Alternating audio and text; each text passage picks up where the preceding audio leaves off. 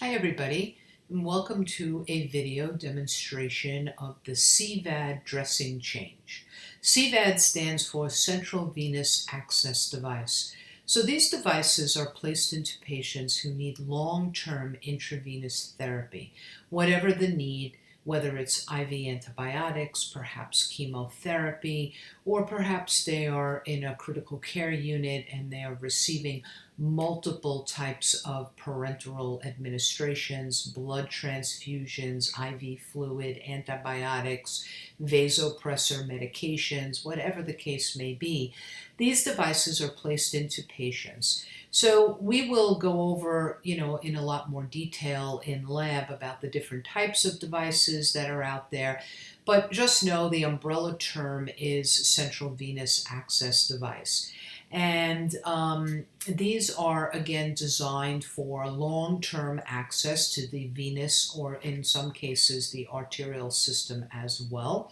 Healthcare providers or a specially trained nurse places these devices into the central vascular system. And these devices, the farthest tip of the device rests inside a large blood vessel. The tip of a CVAD should be placed usually in the upper body, in the lower segment of the superior or the inferior vena cava, at or near the cavo-atrial junction. Any devices that are placed in the lower portion of the body, their tip end should be in the inferior vena cava. Usually for patients who need these temporarily, or more long-term. Usually the subclavian vein is the recommended vein to use in adult patients. Now, when these devices are placed, they are, as I said, placed by a provider, but the maintenance and care of these devices rests with the registered nurse. Our big concern here is prevention of what we call the CLABSI, the central line associated bacterial infection. These infections can be life-threatening because the organisms basically have a direct line into the bloodstream of the patient. Patients can become very, very sick, septic, and there is a high mortality rate. So every hospital institution has protocols in place for nurses to follow to take care of these CVAD devices. So what we're going to do today in this video is we're going to do a CVAD dressing change. And again, you will have the opportunity to practice this in lab. So first and foremost, I need to gather my equipment. So first of all, I'm going to collect a central line dressing kit. In this central line dressing kit, as I've mentioned to you before, there's going to be a list of everything that's inside this kit. So here I see I have a mask, I have a pair of gloves, I have a sterile towel, I have one 2-inch by 2-inch gauze sponge, I have an antiseptic applicator, I have a roll of medical tape, I have a transparent film dressing, I have an applicator, and I have one pair of forceps. Now, one thing that's missing from my kit is the actual use of something called the biopatch or the biodisc. You can see here that this is a blue disc. It is impregnated with an antimicrobial solution. And these are used around the actual insertion site of the CVAD device. So when you do a dressing change, you have to change this disc as well, but it didn't come in my kit. So I collected one of these because I'm going to have to add this to my sterile field. This procedure of dressing change is indeed a sterile procedure, right? It should make sense to you. We're trying to prevent infection. We need to do this under strict sterile technique. So first and foremost, let me introduce my patient here to you. This is Mr. Smith. He is in the intensive care unit. He has urosepsis. and he needs some long-term antibiotics. So he had a central line placed by the licensed provider, and I'm coming on duty to do the dressing change and assessment. So first and foremost, I perform hand hygiene. I introduce myself to Mr. Smith. Hi, Mr. Smith. My name is Barbara. I'm going to be your nurse today. I'm going to have a look at your central IV site, and I'm going to do a dressing change. I confirm Mr. Smith's name and date of birth, and then I'm ready to get started. So I take a look at this site. I'm looking for any redness, also called erythema. I'm looking for any drainage. I'm looking for the intactness of this dressing that's on here. It might be difficult for you to see on the video, but there is a clear, transparent dressing on top of this central venous access device. So I'm having a look, I'm inspecting the tubing, I'm making sure that there are no breaks in the tubing, I'm making sure that the end cap is protected with one of these, we call them Kuros caps. They are impregnated with alcohol to keep the end cap of the central venous access device sterile. Okay, so I've done my assessment, and now I'm going to simply don some non-sterile gloves because I'm going to remove this old dressing. That will be first and foremost, okay? So I'm getting ready to remove this dressing, and I'm thinking, in what ways could this potentially get contaminated as I'm removing the dressing? So I want to make sure that I do not touch anywhere near the actual insertion site, okay, because that is potentially an area for contamination.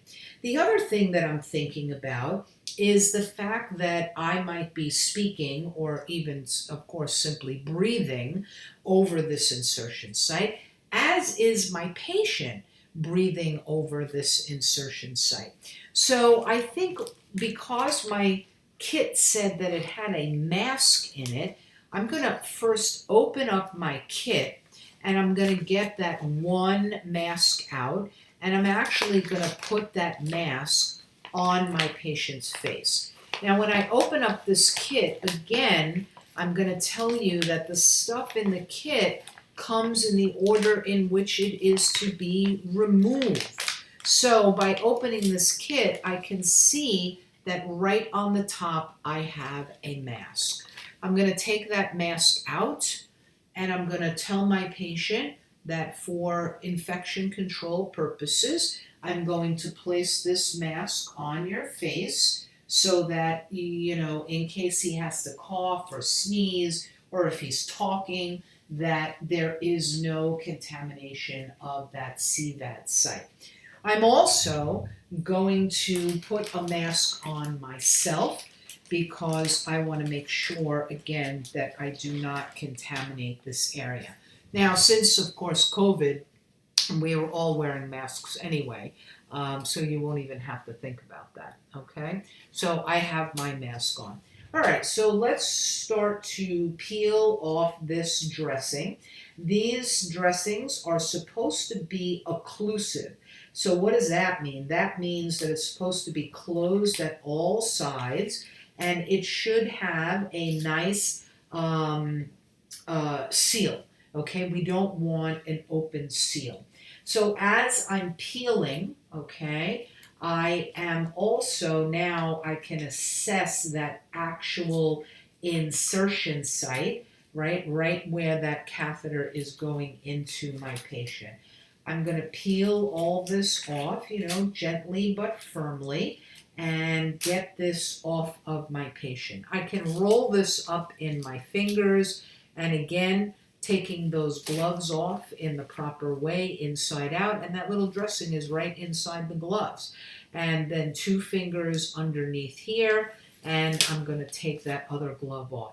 Now, what do I have to do next? I have to do hand hygiene again because I have potentially contaminated my hands by taking off that dressing.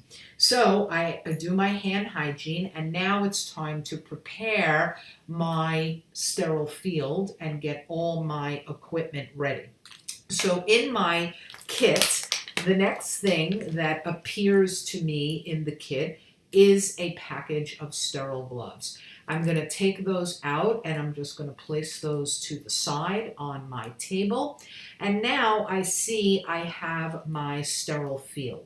So if you remember, with the sterile field, we want to pick it up by a corner, right? Because we are concerned about that 1-inch border.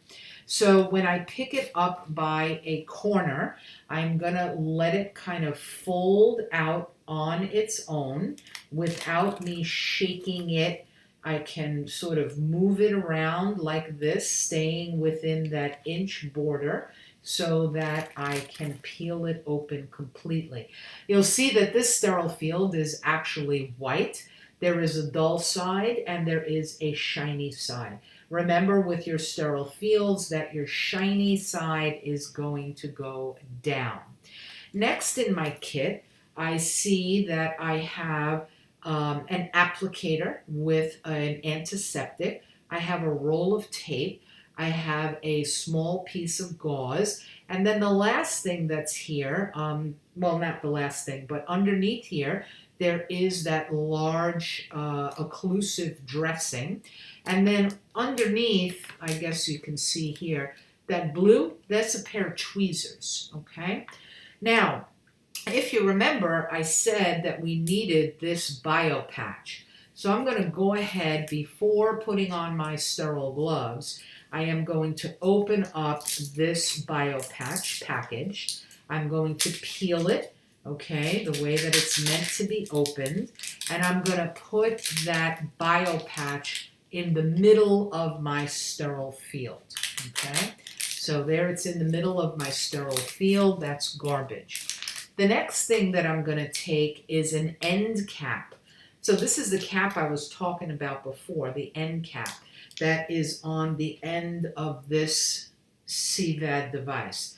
So I'm going to open this up as well. I'm going to peel it open and I'm going to place this in the center of my sterile field, okay? And I think I have everything that I need right now, so I think it's time for me to put on my sterile gloves. You remember the packaging, right? Outer packaging.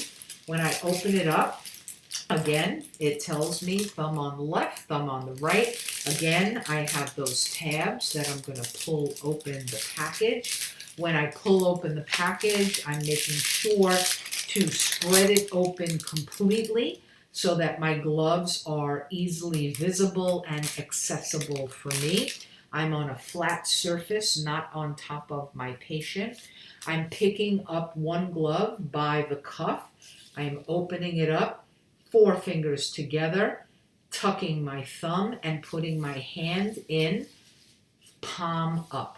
I get this glove on, and then to pick up the second glove, I do 4 fingers together, thumb all the way out, and I pick up the second glove by putting my 4 fingers inside the cuff, and I can open this up a little bit, 4 fingers together, tuck the thumb, and go in palm up.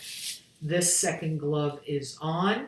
I can now fix the first glove, and I'm ready to be sterile. Okay, so now in my CVAD kit, I had a number of different, of other pieces of equipment. If you remember, I had this antiseptic swab stick. I'll put that on my sterile field. I had a roll of tape. I'll put that on my sterile field. I had a 2x2 piece of gauze. Put that on my sterile field. I have the clear occlusive dressing. That goes on my sterile field. I have a pair of forceps or tweezers to go on my sterile field. And I actually have a cotton tip swab. So I'll put that on my sterile field as well. One thing also to keep in mind with all of these kits, there's a lot of equipment in here, right? So first and foremost, remember the list of equipment is on the outside of the kit. The other thing is, don't feel compelled to use everything that comes in the kit, right? They put things in the kit sometimes because you might need it. So maybe we'll need this cotton tip swab, maybe we won't, okay? All right, so now I'm going to go back to my invasive site. So the first thing is to do some cleaning. So this particular kit comes with an antiseptic wand that is filled with chlorhexidine. Chlorhexidine is an antiseptic solution. And generally speaking, this is the solution that we use on CVAD devices. Now, will there be an instance where you might use something like betadine or iodine or alcohol? Yes. What if my patient is allergic to chlorhexidine and I have to use betadine or alcohol? It doesn't matter in terms of the effectiveness of the antiseptic, but what does matter is how you are going to apply this antiseptic. So first and foremost, with these wands, you'll notice that there are two wings. And what you're going to do is take it between your thumb and your forefinger, and you're going to squeeze. And that's going to crack a small glass tube that is inside of this plastic. I'm then going to give it a little bit of a shake, and I'm going to turn it upside down so that my liquid comes into my sponge, okay? I want it in my sponge so that I can actually do the cleaning. If I'm using chlorhexidine, okay, you are going to move back and forth, okay, over that insertion site. Now, with that being said, I want to be very clear. Remember that this skin around the insertion site is all technically contaminated. You cannot go back and forth over and over the same places over and over again. Because what you're doing is you're dragging organisms to the actual insertion site. Okay, so I want to start about 2 inches above my insertion site. I want to press down a little bit so that I have some chlorhexidine coming out of my antiseptic swab. And I'm going to go back and forth like this, okay? I'm not doing this over and over again in the same place, right? Because that is contaminating my insertion site. I start about 2 inches above. As I'm going back and forth, I am coming down so that I am not going over the same place twice. Now, let's just switch gears for a second and say that this is alcohol, or it is iodine, or it is betadine. I'm going to clean a little bit differently. Instead of going back and forth for about 30 seconds, I am going to go in concentric circles. I'm going to start at the insertion site. Okay, let me do it this way so that you can see. I'm going to start at the insertion site, and I am going to go in circles like this, getting wider and wider, okay? Like this. I'm not going to start here and do a circle in one place again because that's dragging organisms to that insertion site. So I place it over it. I go one circle, and as I'm doing the circles, I am coming further and further out from the actual insertion site. Anything that you've already used cannot ever go back onto your sterile field. Why? Because this is contaminated. I can't put that on my sterile field. So this has to go in the garbage, right? You always want to make sure that you have a garbage pail nearby so that you can just drop, okay? You never want to bend down to the garbage because, again, you have to stay above the level of your waist. So it's simply a drop into the garbage. All right, the next thing that's important to note is that this area that is now wet, I think you can see it in the video, it's shiny. This has to air dry. I can never do this kind of thing, fanning it, right? I can't blow on it. Well, first of all, I'm wearing a mask anyway, right? But we want it to air dry. There is something called contact time. Contact time is the amount of time that the manufacturer has said will determine whether or not this area is indeed cleansed appropriately. So in this particular case, for this CHG, okay, the contact time is about 2 minutes. So we have to just basically let this air dry. I also want to point out to you just a moment ago something that I did that I'm hoping you caught with my sterile gloves. And that was I fixed my glasses, right? Because they were falling down my nose. So in this instance, doing this, I've contaminated this hand. I would have to now take off my sterile gloves, perform hand hygiene, and put new sterile gloves on. Okay, the next step is I have to get this bio patch onto the insertion site. Again, I want you to have a close look at that bio patch. I also want to make note that there is a split in the bio patch so that I can get it around my catheter. So what am I going to use to put this bio disc on? I am not going to use my fingers, right? Even though I'm wearing sterile gloves, my fingers can be potentially contaminated. I don't want to ever go to the insertion site with my fingers.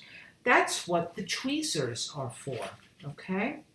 So you'll notice that this bio patch has a blue side and it has a white side. Blue side is always up. Think about the sky is blue, so always up. So I want to kind of bend this open a little bit so that I can easily fit it around my catheter. So I'm going to insert this here, okay, with my tweezers. Hopefully it doesn't fall off because my guy here is a little bit on a slant on the table. But I am going to get this bio patch with its slit so that the catheter is through the hole of the bio patch. Now you'll notice that I am picking up the, hopefully the video didn't go dark there for a minute. Let me show you again. So you'll notice that I'm picking up this catheter, right, so that I can get my bio disc, my bio patch around it. You'll also notice that I'm picking it up with a piece of sterile gauze, right, in order to keep my fingers sterile. So I've picked this up and I've got my disc in place, and now I can put that back down again, okay? And now this gauze goes in the garbage and my tweezers go in the garbage. Next thing I am going to utilize is this clear transparent dressing. Be careful with these. These are very sticky and they can be challenging to put on without getting them all crumpled up. So again, everything is a peel, okay? So I'm going to peel this off, trying to keep that as steady as possible, right, without letting it fold up on itself because, again, it's very sticky. Which way does the dressing go? Don't lose sleep over it, okay? It can go this way, it can go this way, it can go on a diagonal. How do you make the decision? What looks like it's going to be more comfortable for your patient, right? Let's say this central venous access device line was in my patient's neck, right? Putting this on, I want to put it on in a way that my patient's going to be able to turn their head, right? Now here on the chest wall, not such a big deal, right? So I'm actually going to, I don't know, I'll be a little fancy today. I'm going to put this on diagonally. I'm going to place it right over, okay?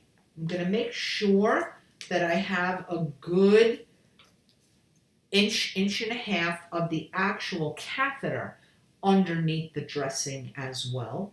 And now you see this white paper that's around here? This white paper is going to peel off. When I am peeling it, I am peeling and pressing at the same time because I want to get this nice tight seal of this dressing, right? Because remember I told you it has to be occlusive so that it actually is effective, right? So I'm going to take this paper all off. I have to adjust his chest. He's kind of slipping a little bit. Okay, so I have that.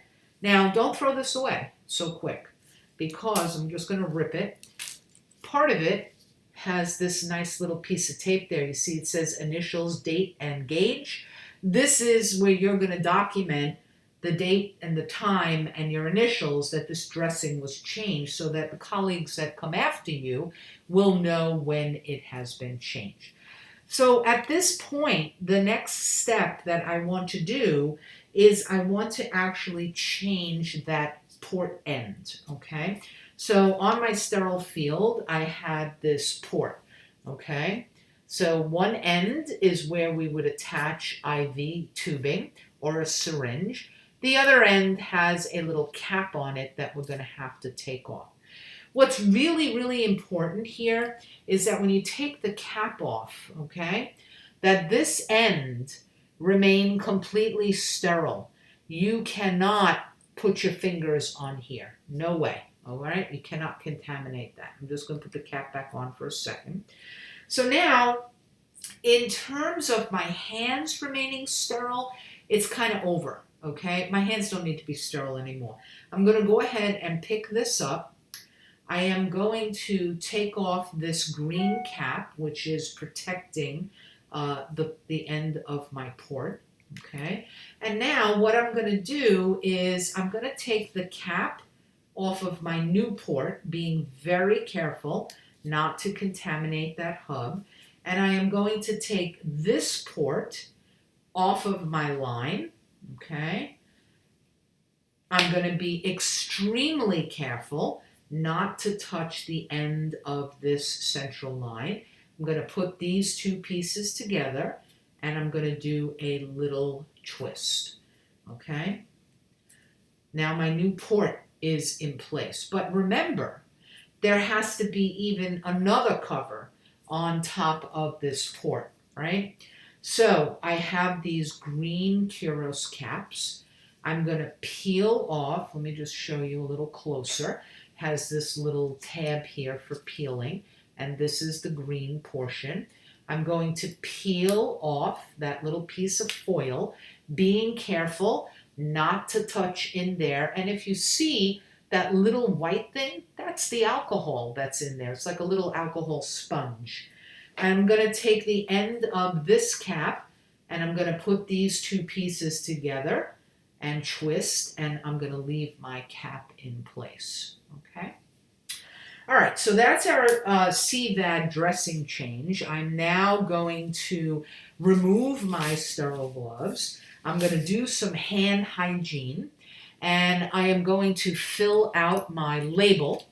I'm going to put my initials. I'm going to put the date. I'm going to put the time. And I am going to peel this off of that paper like this, okay? And I'm going to place this somewhere on the side on my dressing so that the nurses that follow me, they're going to know when this dressing change was done. So one more thing to show you with the CVAD. So sometimes we need to flush these CVADs. What we use is a 10 milliliter syringe filled with normal saline. So I have performed hand hygiene. I am going to open up this normal saline. I am going to put some non-sterile gloves on. Okay, so let me just don some non-sterile gloves after doing hand hygiene. And I'm going to flush this catheter, okay? I'm going to flush it with about 5 to 10 milliliters of normal saline. How do I know 5 or 10? I'm going to follow my hospital policy. I'm going to follow my provider's order. So this happens to be a 10 milliliter syringe filled with normal saline. So what I'm going to do is I'm going to pick up my catheter, right? I want you to notice here that there is a clamp, okay? This clamp has to be open in order for me to put anything through this line. To close it, you simply squeeze it. To open it, you just sort of flip it open, okay? So I have these two things in my hand. First, I'll take the cap off of my normal saline. I will be very, very careful not to contaminate the tip of this syringe. I also will take this Kuros cap off of my port. Now here's a little important part. I took that Kuros cap off, which had alcohol inside of it, right? That alcohol has kept my port tip nice and sterile. If I were to put this down for any reason, I would have to re-clean this port with an alcohol swab. We call it scrubbing the hub. I would scrub the hub for about 20 to 30 seconds, and then I could go ahead and attach my syringe. But because I took this green cap off and did not put down this port, I can go ahead and attach this syringe directly to the port. It's a push and a twist to the right. And then I'm going to push the plunger and I'm going to put in about 5 to 10 milliliters of saline. I will turn to the left, remove my syringe, and I will get a brand new Kuros cap and place that on the end and then clamp my tubing. One thing about the Kuros caps, you can never ever use them over again. Once you take it off, it's in the garbage. Okay? The other thing about the Kuros caps is that these are not caps that are to be used for cleaning, right? They're just protectant caps. If you have to clean, your hospital might buy these larger caps that have alcohol sponges inside, or you're just going to use a plain old alcohol swab, okay? All right, so I'm going to remove these gloves now, and I'm going to do some hand hygiene. I'm going to remove my mask, okay? And then, of course, I'm going to remove the mask on my patient. I'm going to thank them for their patience while we did this, and I am going to do some documentation, right? Now, in terms of frequency of dressing changes, how often do these things get changed? Usually it's a once a week thing, but I want you again to keep in mind the occlusiveness of this dressing. If this dressing, you come into the room and this dressing looks like this, okay? Can you see that there? This dressing needs to be changed. Whether it is due to be changed or not, it needs to be changed. Usually, as I said, it's once a week, and many hospitals have actually designated a day for CVAD dressing changes. Where I work, it's on Mondays. Every Monday morning, the day shift nurse is responsible for changing the CVAD dressing. But again, these dressings can be changed PRN if needed, okay? Okay, so I think that really ends this, little demonstration of how to do the CVAD dressing. I appreciate you watching, and I'll see you soon.